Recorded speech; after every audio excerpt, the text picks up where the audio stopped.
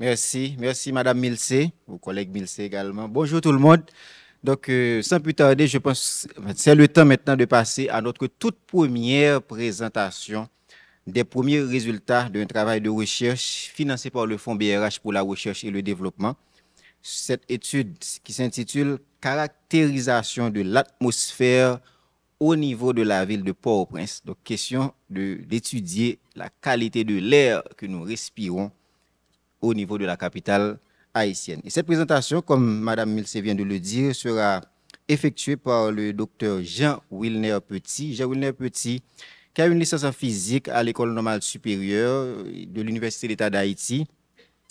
Il a également un master à l'Université des Antilles et de la Guyane en physique des matériaux et énergies renouvelables.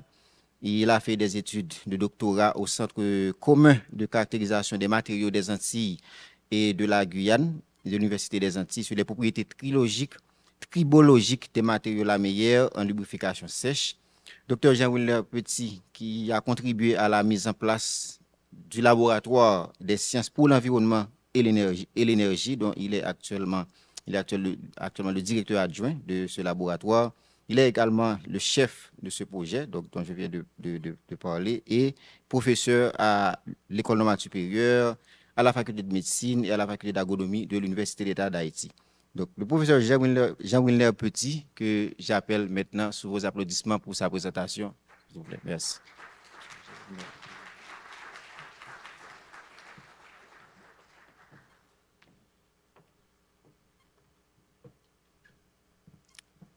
Bonjour et merci. Est-ce que vous avez le pointeur, s'il vous plaît?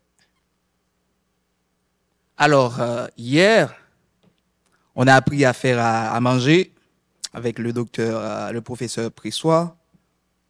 Et ce matin, on va respirer un peu.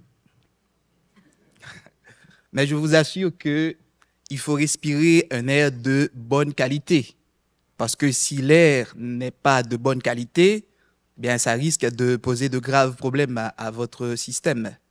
Donc, c'est pour vous dire que ce matin, on va parler de pollution atmosphérique. Alors, l'idée de ce projet vient de deux choses. La première, c'est des chiffres. Alors, il y a le premier, c'est 9 sur 10. Alors, selon les dernières conclusions des rapports de l'OMS, l'Organisation mondiale de la santé, 9 personnes sur 10 respirent un air pollué. Je pense que vous faites partie de ce lot.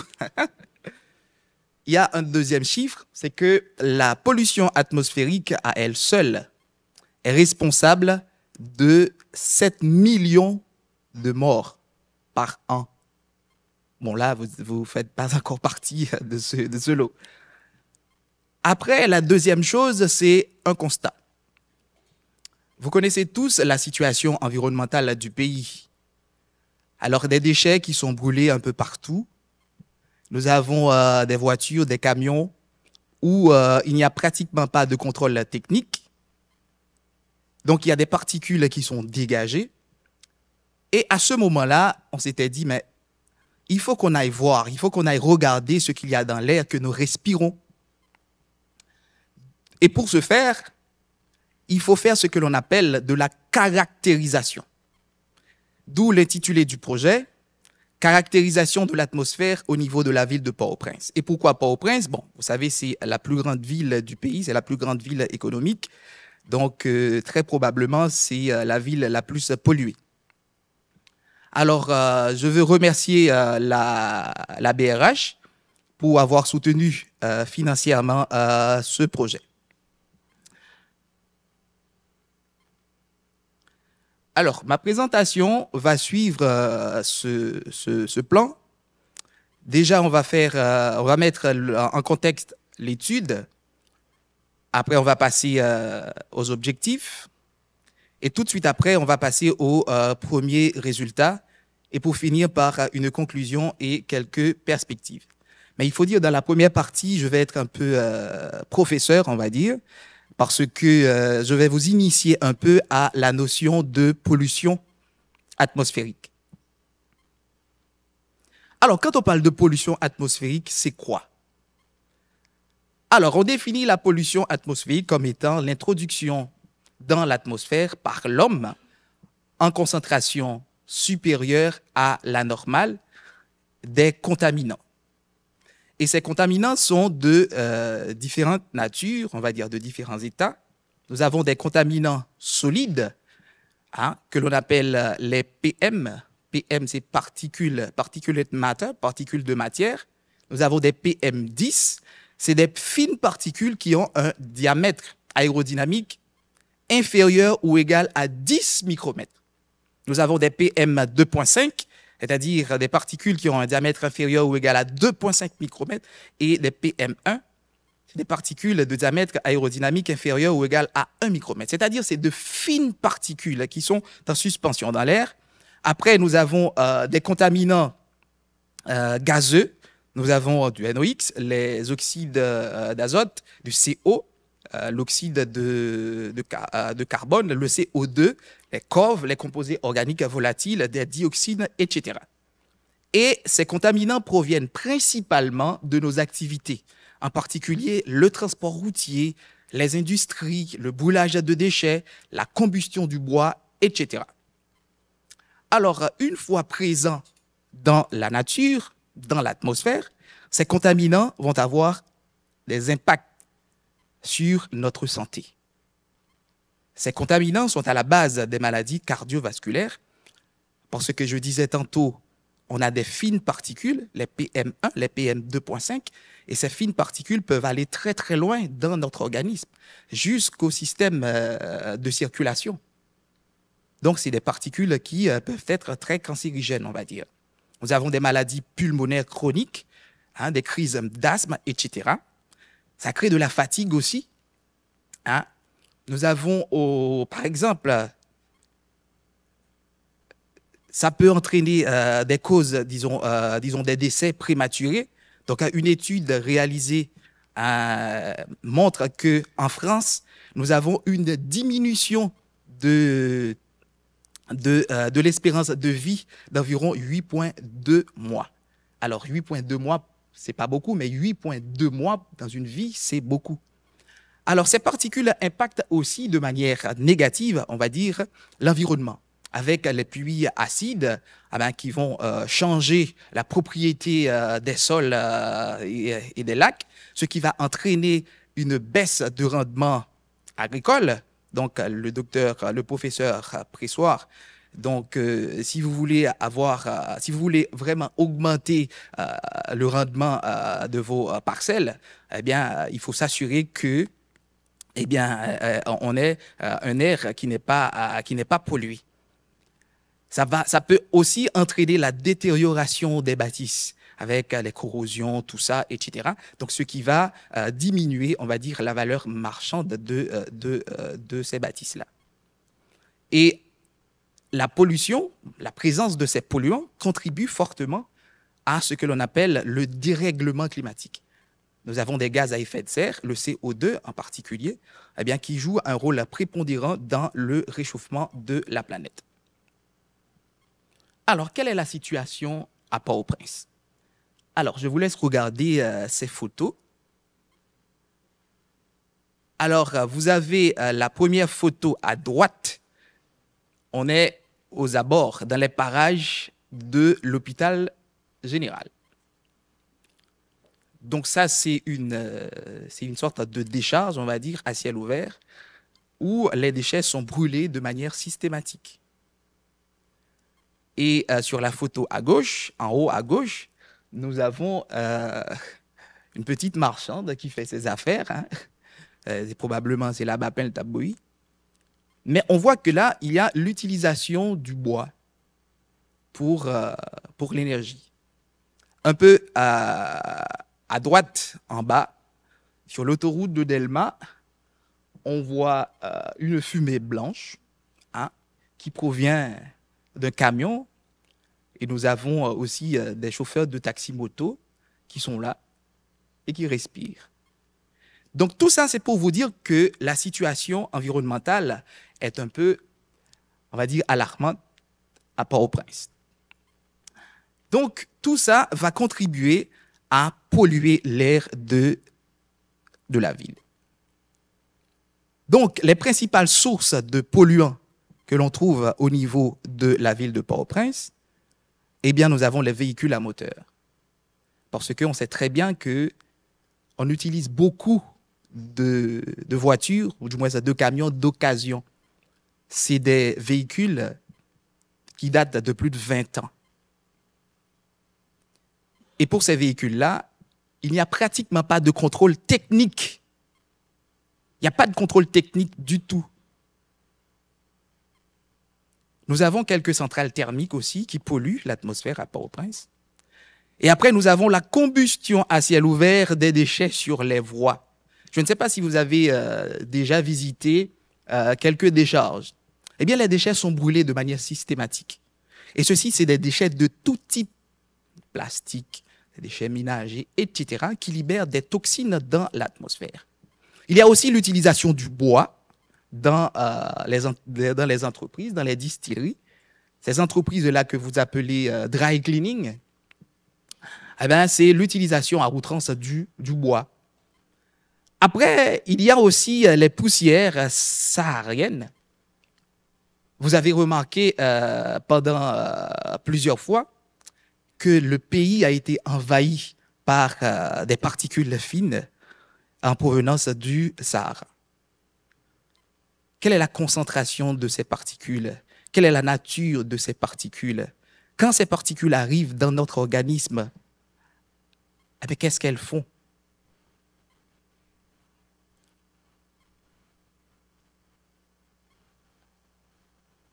Donc voilà pourquoi nous avions dit qu'il faut qu'on aille voir ce qu'il y a dans l'air que nous respirons à Port-au-Prince. Donc on dit qu'il y a une sorte d'urgence pour caractériser les contaminants. Quand on parle de caractérisation, on va d'abord identifier les types, c'est-à-dire les solides, les particules de matière, les gaz, etc. Après, il faut voir leur concentration. Et après, il faut faire autre chose.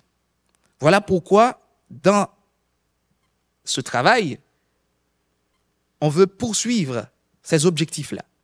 Dans un premier temps, c'est d'identifier les types de polluants. Si c'est des gaz, si c'est des particules, etc. Et de faire une première évaluation des concentrations. Donc, on appelle ça une sorte d'inventaire. Après, on va cartographier la pollution atmosphérique au niveau de l'agglomération de Port-au-Prince. On va faire une sorte de cartographie des images. Mais il faut surtout développer un modèle de propagation des polluants. Parce que les polluants, une fois émis, par la source, bien sûr, ne restent pas confinés près de la source. Avec des vecteurs météorologiques, comme le vent, les polluants peuvent se déplacer d'une zone à l'autre. Donc voilà pourquoi nous autres, dans ce travail, on s'était dit on va développer un modèle physique, on va dire, pour essayer de voir comment ces polluants-là se dispersent dans l'atmosphère, dans l'espace et au cours du temps.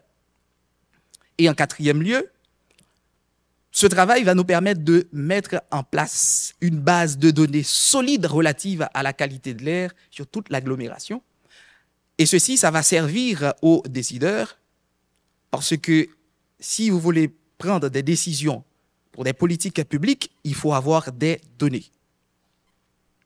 Et au final, on peut proposer des techniques de surveillance de la qualité de l'air, pourquoi pas mettre en place un système de surveillance de la qualité de l'air au niveau de l'agglomération de Port-au-Prince. Alors, pour arriver à ces objectifs-là, on a adopté une méthodologie simple, mais très efficace. Dans un premier temps, il fallait identifier des points où l'on va normalement effectuer des mesures. On a fait une sorte de cartographie. Alors, pour faire ce travail, on s'était dit, bon, on va identifier des zones où il y a une forte agglomération, c'est-à-dire il y a beaucoup de personnes, et les zones aussi où il y a on va dire, du trafic. Parce qu'on sait très bien qu'on a on va dire, un parc de véhicules très, très désuets, ce qui veut dire que la part de pollution due au trafic routier eh ben, peut être importante. Donc, voilà une cartographie des différents points de mesure. Donc là, on a été à Bourdon, Lalu, au bas de la ville, un peu partout. Mais pour vous dire que cette première, on va dire, campagne de mesure a été effectuée seulement au niveau de la commune de Port-au-Prince, parce que l'objectif, c'est de faire un premier inventaire. Alors, après avoir identifié ces zones-là, nous avons tout un système qui permet de mesurer les concentrations des différents polluants. Là, nous avons une sorte de station qui nous a permis de faire plein de mesures. Cette station a permis de mesurer les concentrations des PM1, PM2, PM2.5 à PM10, etc. Ça nous a permis aussi de mesurer la concentration des différents polluants gazeux. On a aussi mesuré les paramètres météorologiques parce que ces paramètres sont extrêmement importants pour étudier surtout la dispersion de ces polluants dans l'atmosphère. Donc là, c'est une image de la station. Bon, je ne fais pas de publicité pour la marque, mais bon.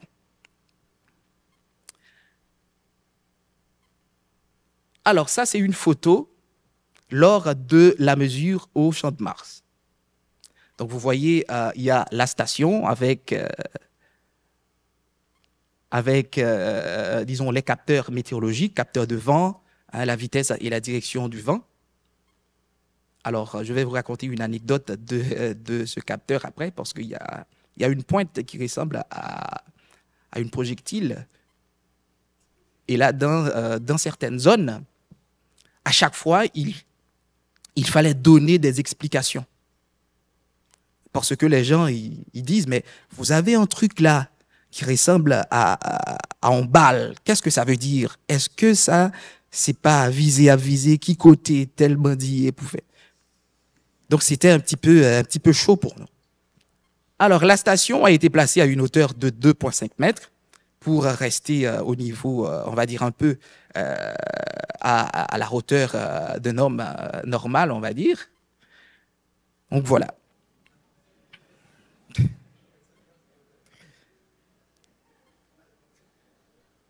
Et le temps d'exposition de la station était environ de 8 heures.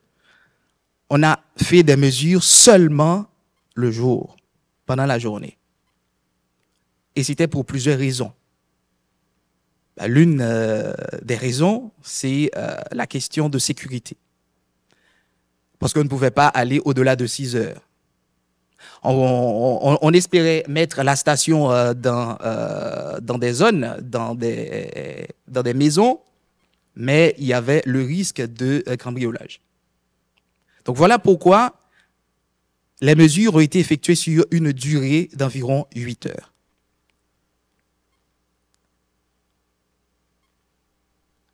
Alors là, passons au premier résultat. Alors là, c'est un graphique qui montre la concentration des particules de matière qui ont un diamètre aérodynamique inférieur ou égal à 10 micromètres. Donc, nous avons des concentrations, hein, c'est des moyennes, pour les différentes zones de mesure. Et à droite, en bas, en rouge, c'est le seuil de l'OMS. Alors, le seuil de l'OMS, c'est quoi? C'est la concentration à partir de laquelle les effets sur la santé commencent à s'aggraver. Et quand on regarde pour nos différentes zones de mesure, on constate que dans beaucoup de zones, nous avons des concentrations qui dépassent le seuil de l'OMS. En particulier, aux abords de Silvio XIV, stade Silvio XIV. De l'HUH aussi, malheureusement.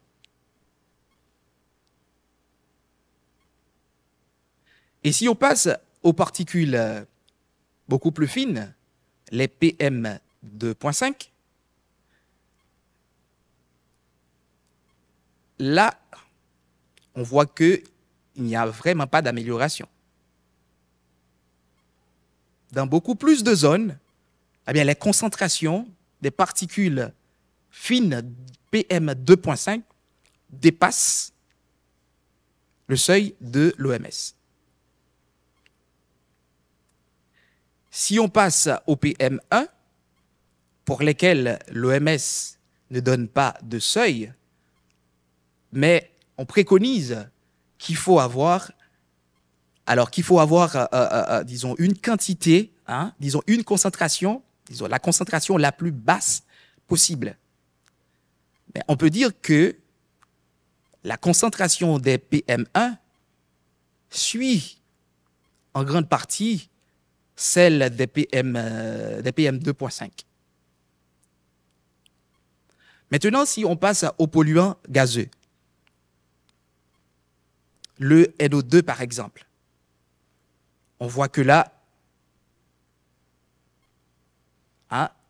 le rouge à droite, c'est l'OMS, le seuil de l'OMS. Eh bien, on voit que là, dans pratiquement beaucoup de zones de mesure, eh bien, on a des concentrations très, très élevées par rapport au seuil de l'OMS.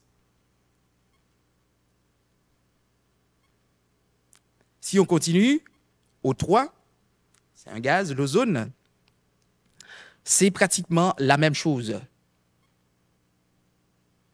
C'est la même photo des concentrations qui dépassent le seuil de l'OMS.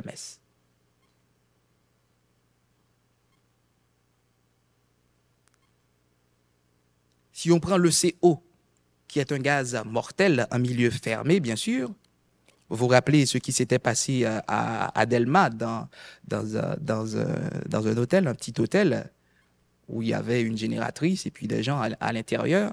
Donc, il y avait du CO qui s'était dégagé. Bon, alors, une des propriétés du CO en milieu fermé, eh bien, il arrive à prendre la place de l'oxygène dans le sang. Et vous savez que l'oxygène est extrêmement important pour rester en vie. Donc, pour le CO, on voit qu'on a pratiquement la même photo. Dans beaucoup de zones, on a une concentration qui dépasse le seuil de l'OMS.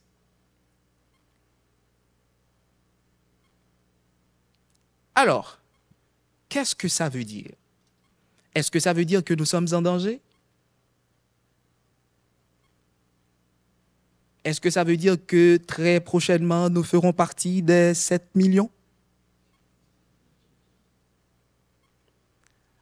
Alors, je ne peux pas répondre pour le moment à cette question. Parce que même si les premiers résultats montrent effectivement qu'on a des concentrations très élevées dans plusieurs zones, je pense qu'il faut creuser davantage.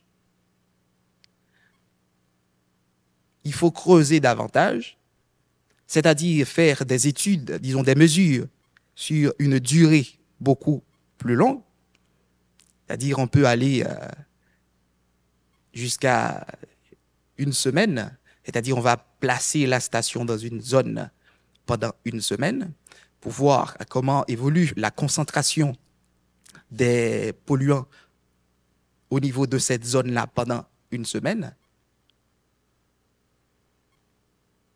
Et c'est dans nos perspectives. Pour réaliser des mesures sur plusieurs sites, en même temps, bien sûr, pour de plus longues durées d'exposition qui peut aller jusqu'à une semaine, un mois, etc. Et ceci va nous permettre d'avoir une idée beaucoup plus claire de la pollution pendant le jour et aussi pendant la nuit. Parce que pendant la nuit, avec l'abaissement de la température, étant donné qu'on sait que lorsque la température est élevée, il y a une sorte de brassage dans l'atmosphère, hein? C'est-à-dire on aura une dispersion beaucoup plus élevée des polluants. Donc la nuit, on peut penser qu'avec l'abaissement de la température, que les polluants vont se confiner beaucoup plus vers le sol. Donc voilà pourquoi, dans les perspectives, on va étendre les mesures aussi la nuit. Et puis, on va aussi réaliser des séances de prélèvement à la source, parce que dans les zones d'études, des zones de mesure, il y a des sources localisées. Vous imaginez qu'on fait une mesure dans cette zone-là, mais à côté, là, à côté ici, il y a des génératrices qui donnent, on va dire, qui émettent des particules. Donc là, ce que l'on appelle des sources localisées. Et après, on va aussi effectuer des croisements, étant donné qu'on a un très grand nombre de données, on va faire des croisements. Par exemple, on va essayer de voir quel est l'impact, du moins l'effet ou l'influence de la température, de l'humidité, de la pression sur la concentration des polluants. Et en fin de compte, ça va nous amener à établir un modèle mathématique pour pouvoir regarder comment les polluants se propagent à travers l'espace et au cours du temps. Parce que ce n'est pas parce que vous habitez à Pétionville ou du moins vous habitez à Turgeau et que les polluants qui sont émis au bas de la ville, à Delma par exemple, ne pourront pas arriver jusqu'à vous.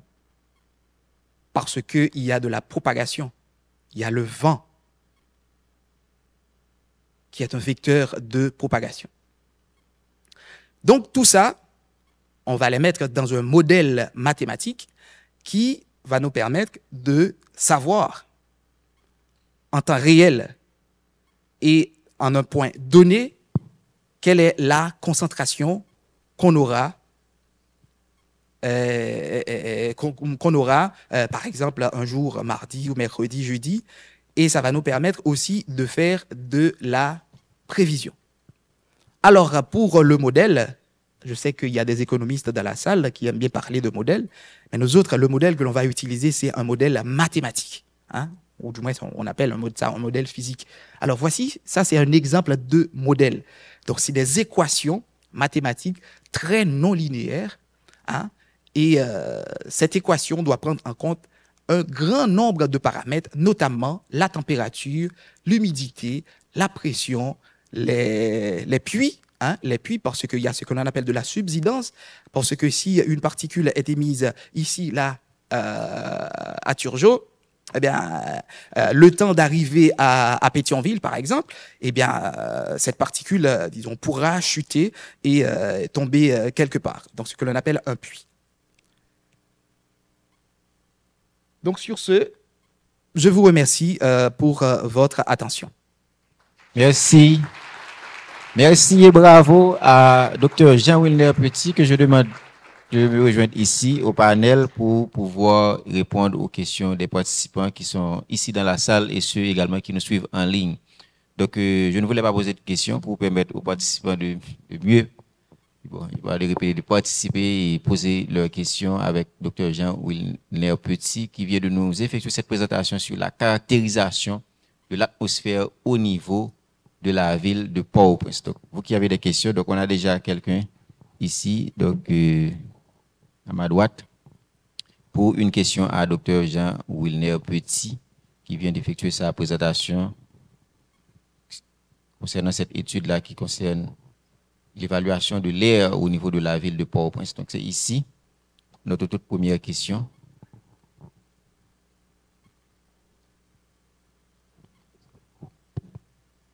Oui, bonjour monsieur. Je m'appelle Guerrier, je suis de la faculté des sciences. Je pense comme vous aussi qu'il faut faire des mesures en simultané, mais j'ai vu que vous aviez beaucoup de points sur votre carte. Ça veut dire qu'il faudrait acheter beaucoup de stations de mesure. J'aimerais savoir combien coûte une station. Combien coûte une station de mesure? Ah, le coût. Oui, le Oui. coût. Merci pour la question. Bon, pour le coût, c'est dans les 3 à 4 000 euros. Et même si sur la cartographie, vous voyez beaucoup de points, donc quand on va faire les mesures en simultané, eh bien, on ne va pas placer des stations dans tous ces points-là. On va faire une sorte de maillage, hein, c'est-à-dire on va choisir des points bien spécifiques pour placer les stations. Donc, on ne va pas placer de manière simultanée des stations dans tous les points. Très bien. Je pense que M. Petit a répondu, Dr Petit a répondu à la question. Une deuxième question, très rapidement. Bonsoir, cher public. Et je suis John Kerly Pierre. Je suis de la faculté d'agronomie et de médecine vétérinaire. Ma question est la suivante. Quels sont les effets des agents polluants sur la nappe phréatique?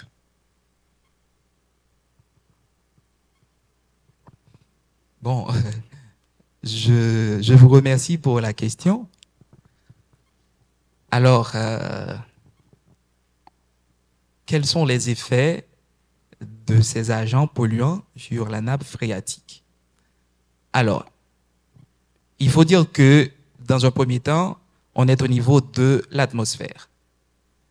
C'est-à-dire, si on est au niveau de l'atmosphère, tout ce qui tombe au niveau du sol, pour nous, je ne vais pas dire c'est perdu, mais on ne va pas trop s'intéresser à ça.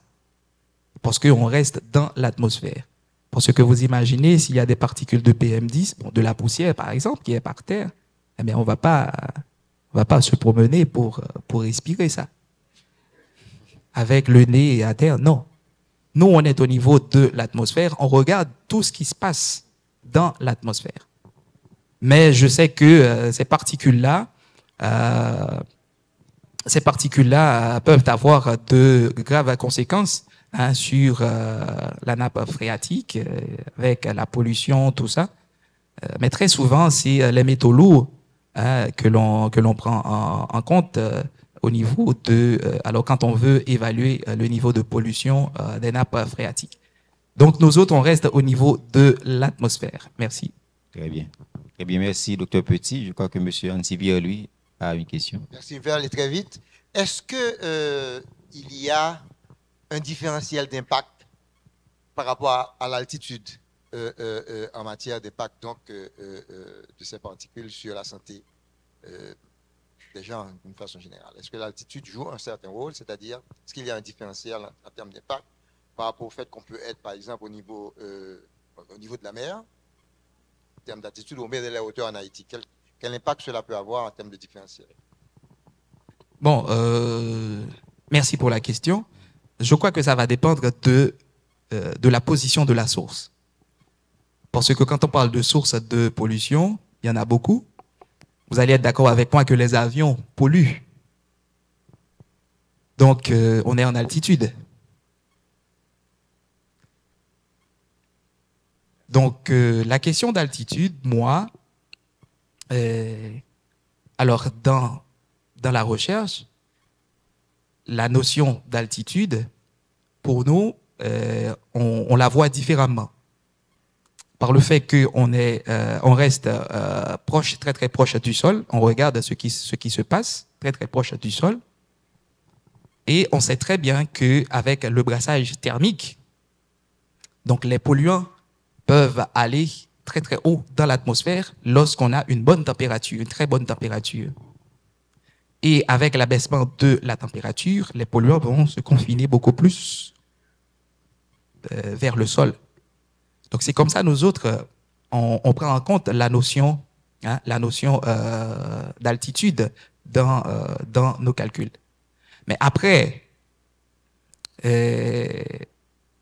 il y a aussi d'autres vecteurs, par exemple le vent. Quand on a la dernière fois, quand on a vu des particules en suspension dans l'air, eh bien, c'est des particules qui nous proviennent droit du Sahara.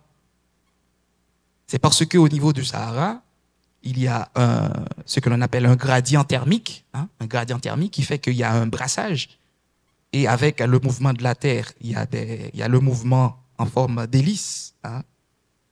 Eh bien, ces particules-là se soulèvent dans l'atmosphère. Et puis après, il y a un vent que l'on appelle les alizés qui sert, on va dire, de véhicule à ces particules-là pour les amener jusqu'à nous en Haïti. Mais ces particules-là voyagent, on va dire, très très haut dans l'espace. Donc voilà comment nous autres, la notion d'altitude, eh bien, on la comprend, ou du moins on la prend en compte dans nos études. Merci. Eh bien, merci, Dr. Petit. Il y a un internaute qui a envoyé une question, parce que nous avons des participants également qui nous suivent en ligne sur les différentes plateformes de la Banque centrale et d'autres partenaires de cette activité. C'est Evans Chermont qui a demandé, vous le connaissez? Ah bon, ok. Donc c'est Evans Chermont qui a demandé que faire pour chacune des pollutions, PM10, 0.5 ou 2.5. Que faire pour chacune des pollutions? C'est comme ça qu'il a posé la question, je ne sais pas si vous comprenez. Je n'ai pas trop bien compris. Que faire? Oui. Faire quoi? Qu'est-ce que cela veut dire? Qu'est-ce qu'on doit faire peut-être pour diminuer cette pollution? Et oui, PM10, 0.5 ou 2.5. Bon. Si la question n'est pas trop claire. Bon, si on veut diminuer la présence de ces particules dans l'atmosphère, il faut déjà aller voir les sources. Il faut aller voir les sources. Par exemple, si c'est le transport routier qui est, on va dire, la principale source, eh bien, il faut faire quelque chose. Par exemple, le contrôle technique. Dans les pays développés, eh bien, on fait de temps en temps le contrôle technique. Donc, au niveau du pot d'échappement des véhicules, eh bien, on fait des contrôles systématiques. Donc, si on veut diminuer la concentration, il faut aller voir la source. Très bien, très bien. Merci, docteur Petit. Donc, je pense que on va prendre une seule et dernière question, puisque vous êtes là depuis ce matin. C'est le temps de vous libérer pour une petite pause. Une dernière question, et je suis bien content, c'est que c'est une femme. Bonjour. Bonjour. Je suis Luigi Maryland de la faculté de médecine et de pharmacie de l'Université d'État d'Haïti. Je remercie le docteur Petit pour sa présentation. Et ma question concerne le mois pendant lequel vous avez fait les prélèvements. Est-ce que vous avez tenu compte des différentes activités humaines, par exemple, et bon, ça ne concerne plus le mois, ça concerne l'heure maintenant. Par exemple, les périodes où il y a beaucoup de trafic, beaucoup d'embouteillages, tout ça, est-ce que ça ne va pas en quelque sorte fausser les prélèvements et les manifestations aussi, et lorsqu'il y a beaucoup de pneus enflammés dans les rues, etc. Merci. Alors, merci pour la question. Alors, effectivement, on a tenu compte de ces choses-là. Et nos prélèvements ont été faits, on va dire, en grande partie pendant les jours de grandes activités, qui est les jours de classe. Mais je dois vous dire que, bon, c'est peut-être la dernière question. Hein? Oui. Je dois vous dire que ça n'a pas été facile pour nous du tout, hein? Parce que je me rappelle, pendant plusieurs fois, on était dans des zones que l'on appelle des zones un peu rouges, des zones de non-droit. Et on disposait notre station, on est là tranquille à faire des mesures. Parce que la station, elle fait des mesures toutes les 5 minutes. OK? On est là avec notre ordinateur pour voir l'évolution de la concentration des polluants au cours du temps. Bien, on était là, et puis à un moment de la journée, bien, on entend des tirs, et puis tout le monde court un peu partout. Vous imaginez qu'il faut débrancher la station à 2,5 m, donc c'était un petit peu difficile. Donc effectivement, on a fait les mesures pendant les jours, hein, les jours où il y a de grandes activités. Et alors, je vais terminer par une chose que je ne voulais pas dire, mais bon, je vais dire ça quand même. Peut-être que vous ne savez pas, peut-être que vous le savez aussi, mais quand on boule des pneus dans les rues, caoutchouc qui a boulé. Eh bien, on a fait une mesure. On va dire ça en créole. Oui, à canapé vert. Parce que là, effectivement, c'est notre local, nous mettez station, nous quittons pendant un certain temps. Et puis, pendant la carrément, et puis, parce que vous capable, avec Internet, vous capable de garder ça qui a passé. Et puis, moi, j'ai remarqué que moi, j'ai des pics de pollution. Des concentrations extrêmement élevées. Des concentrations de CO, des concentrations de CO2, des concentrations de particules fines extrêmement élevées. Bien le premier jour, en deuxième jour, en troisième jour. Et puis, je regardé qui s'est passé dans la zone. Alors, nous-mêmes, nos canapés verts, l'école qui est les foyers sociaux, dans l'entrée mairie.